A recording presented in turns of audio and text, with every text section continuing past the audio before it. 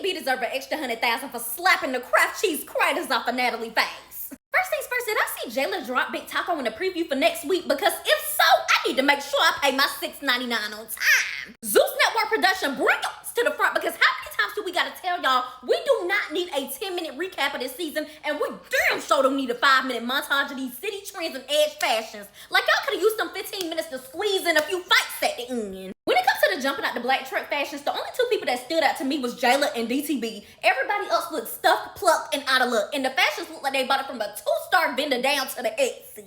And Natalie Crimson Chin, Nun, you think you slick, cause I see you done got on that table again. What is it, the 8th time? All you gotta do is stay away from the bake, Casamigos, shots, and Ruffles cheddar chips, and maybe you won't bust out the seams this time. Before I get started on the backstage room with Summer Flapjack Jones, Big Taco, Edward Scissorhands, and Rolly Rick James Polly, I just have to ask Big Taco, what possessed you to put on that boxing outfit? Because Tasiki has done that at previous reunions, and she's executed it very, very well. Because she actually showed up and just like whoop, just out the frame. And from this preview, it doesn't look like you're doing such. Like, we looking at next week, and it's looking like you getting knocked. You did not knock the salsa or sour cream out of anybody. So this boxing outfit doesn't make any sense. And I'm already knowing folks gonna be like, well, DTB did the same thing, baby. That ain't this and this ain't that. Cause DTB actually looked like she put effort, time, and money into her costume. She actually looks like a wrestling character. Like, she can go on TV. Meanwhile, on Big Taco end, it looked like she flew down to the local Michael's to hot glue that boxing glove down to that $5 Walmart bra.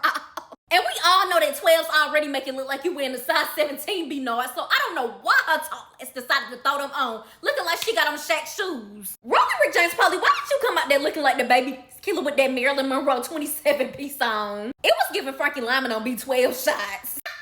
Rolly Rick James Polly, I'm trying to figure out why you apologized to Summer about the Baddies Africa auditions, because Summer was absolutely wrong. This girl sat up there and called somebody a set-up queen after they told her that they was a victim of violence. Like, are you okay? Rolly had every right to jump on her. Summer jumped on everybody else, so I don't see the issue.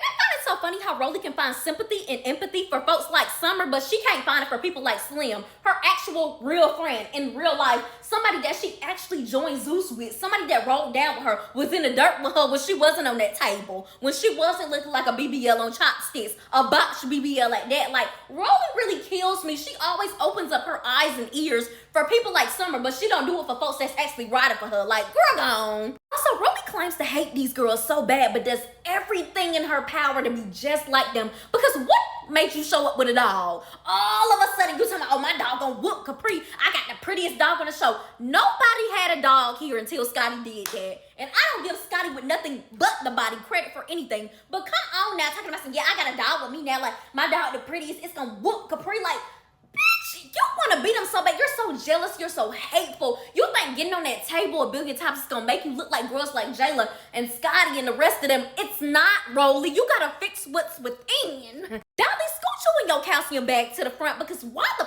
are you still looking for guidance from the OGs? You're a grown woman with multiple kids, allegedly. Because from what I've seen, you got 4, 5, 6 kids. That's the picture I saw. And people keep on talking about, oh, them not her kids, them not her kids. Whose is it then? Is it her nieces and nephews? Can't be. Because I don't take no pictures like that with my nieces and nephews. It's giving her kids. How old is Dolly? Can somebody please inform me? Because I don't understand why somebody that old with that many kids, allegedly, is looking for guidance with somebody like Rolly. From Natalie, from Scotty, from Jayla. Like, come on now. You wasn't looking for guidance over there on that STV, so don't look for it here. Moving on to Jazz, Grandma P, and Cylinder Neck Ivory's room. And I thought it would be a cold day in hell before I said this, but Grandma P, I was living for you in an ash blue. Like, you need to throw away every single bob you own, because that's not your look. This wavy with the ash blue and the different colors, you give, babes. Like, I may have to graduate you to Auntie P. Also, Jazz, please stop bringing up Summer, because you're too pretty to even be worried about her. Like, actually too pretty to be on this show. Summer clearly wants to be you. She's wanted to be around you, be with people that you hang with, have things that you have. Like, from the evidence you've shown, Summer wants to have your life. Like, leave that in the dumps where she's at. Don't give her any more energy, because every time you bring up her name, it's getting her hot pocket soaked. Now, when it comes to Anna, Taseki, Biggie, and Scotty's room, Scotty with nothing but the body, I just know you did not let Rolly Rick James Polly call you cockeyed. If I was you, I would have retaliated and said, no, bitch, your legs are cockeyed. I think we all can agree that we tired of hearing about the Slim situation,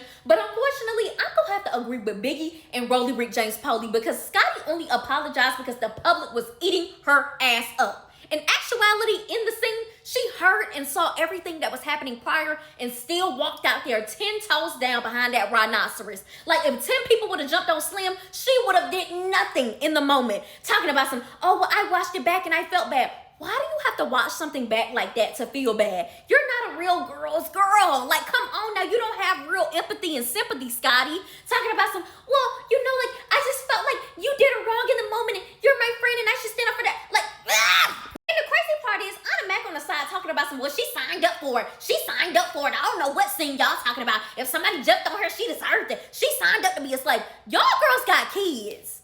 Like, y'all are mothers. Y'all is old at this point. Most of y'all is. Majority of y'all is.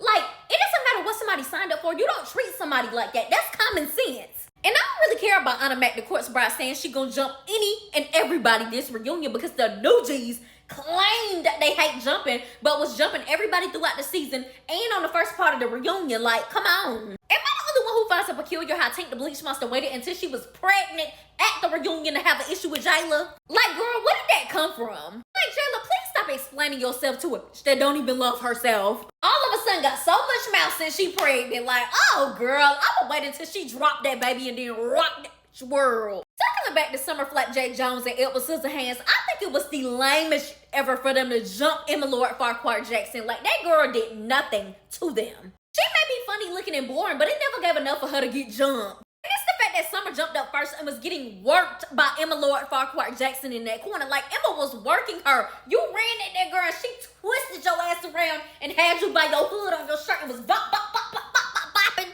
And Dolly, you actually can fight, so why did you go jump in and pull that girl hair? Like, she did not see you coming. She thinking she having a one-on-one with Summer, and here you go from the back, yanking her by her hair. Like, she could not catch up with what was happening. She felt like people was coming from so many different angles that she was not hitting back. Like, I felt so bad for her, and I don't even like her. And did y'all see her make that tweet the other day saying that her vision is permanently impaired because some jumped on her?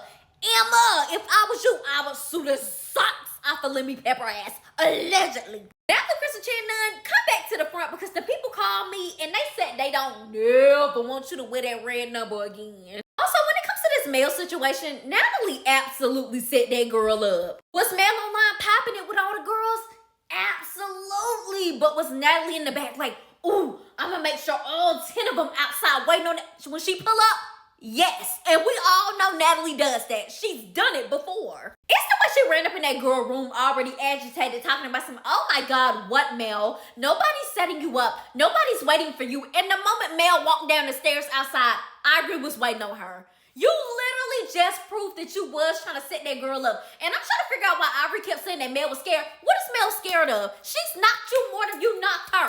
Like, you knocked her on Zeus, but you ain't knocked her over there on that ass TV. Mel's not scared of you. She's talking about all the other girls. She knows how Zeus gets down. Zeus will make that girl go out there and fight 10 people at one time. And I don't like the way that Natalie lied and said that Mel ran off in the parking lot. That girl did not run. She literally said, I'm not finna get jumped. Y'all playing with me. Y'all didn't pay me enough and got in the black truck. Like, where did she run at? And Natalie, when you start doing performances at the reunion, it's giving Joseline Hernandez. Janisha was giving Queen of the Damn. Santana lost me when he said that Summer was his favorite. The crowd lost me too because they was clapping for the wrong people. Hell, the best part of the reunion was DTB coming out there to slap the Kraft cheese off of Natalie's face. I keep trying to tell y'all Natalie don't have no real power, talking about some, you're fired. I want her off of my set. Meanwhile, DTB on Baddies Africa. Like, come on now. Put a raise your hand emoji in the chat if DTB should be the new CEO of Baddies. Rolly Rick James Polly was copping pleas to Jayla. Janisha wanted to see Rolly Rick James Polly slap